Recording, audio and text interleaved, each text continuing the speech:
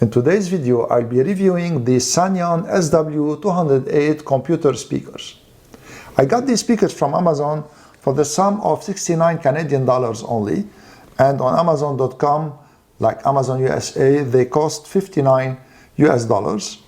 They come in both black or white, and they have some really interesting features that I'll be covering in my review. Let me start with the construction. Don't worry, I'm not gonna bore you a lot with the construction and all this stuff, and I'm gonna attack the sound quality very shortly. But it's very important also to see if the speakers are well constructed, especially for the price. And I think that they are really well constructed. First, they have like 4 rubber feet on both speakers, so they don't slip and they don't scratch the surface of your desk especially. And then they feel really well made and they have a good weight to them.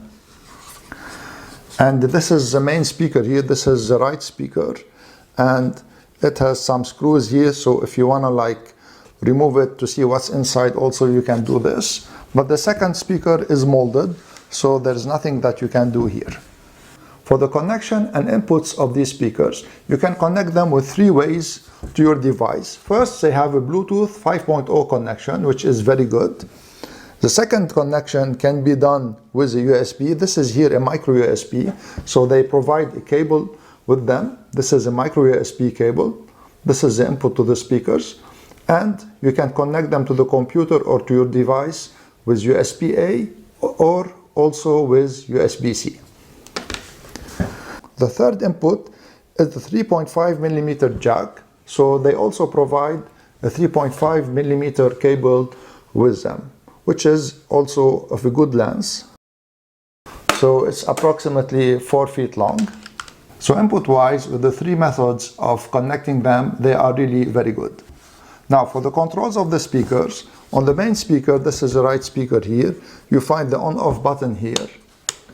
And this is a little bit of nitpicking from me, but I don't like it to be on the back, because when you put it on your computer, it's really hard to turn them off and turn them on, and I don't like to keep them on all the time. But this is really like a minor detail. And on the side of the main speaker here, the right speaker, you have from top to bottom. So this is the volume, and in the same time, it is also the input selector. So if you press it, it will toggle between the 3 inputs. So these are for the bass and treble gain. And the good thing about the bass and the treble is that at the center, they have like a stop, which is very good. So you can adjust them without looking at them. And this is for the controls of the speakers. To connect the left speaker to the right speaker, the left speaker has an attached cable to it. This is an RCA cable, and it is approximately 4 feet long, and it goes into the input here of the RCA input of the right speaker. So because it is attached here, you cannot like have them very wide apart, unless of course if you put an extension to the RCA cable, but I don't know if it will hinder the quality of the audio if you put an extension. I don't think so. So you can try an extension if you like to put them further apart. So I didn't mention that these are active speakers, meaning they have an amplifier in them, and this is why they have all these controls. They have 2 drivers. The first driver is a woofer here that is 2.5 inch in diameter, and the second one is a tweeter, which is 1/2 inch. On the specification of the manual that comes with them, they say that they cover frequency range from 40 Hz to 20 kHz. And it says also that these speakers are 30 watt each, which is combined 60 watts RMS. So let me connect them now to the computer, and I'm gonna play some royalty-free music that has bass and treble and mids, and we're gonna see how they sound. Before we start the sound test, I'm gonna bring to your attention that the sound test is really indicative here, and it cannot be accurate, because first I'm gonna be recording using my microphone, which covers a frequency of 50 to 15 kilohertz only. This is a 5.670 microphone, and also they will go into YouTube compression, and they will also go through your speakers.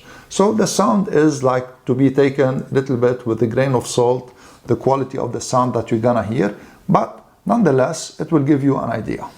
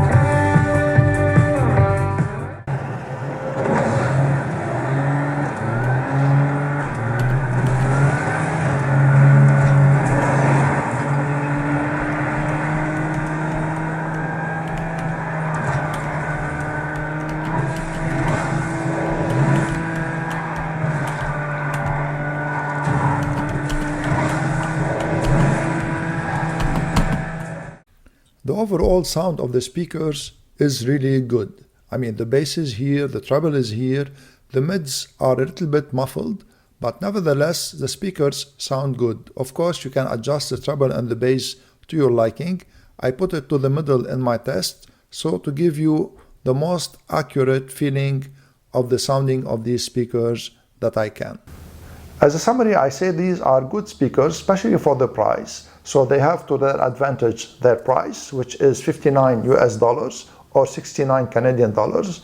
And also they have 3 inputs to their advantage: Bluetooth, 3.5mm auxiliary, and USB.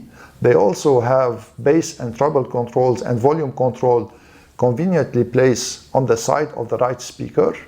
As a disadvantage, they have 3 disadvantages in my opinion. The first one is a power button that is placed on the back of the speaker. It's a little bit hard to reach because I like to turn off the speakers when I don't use my computer, especially at night.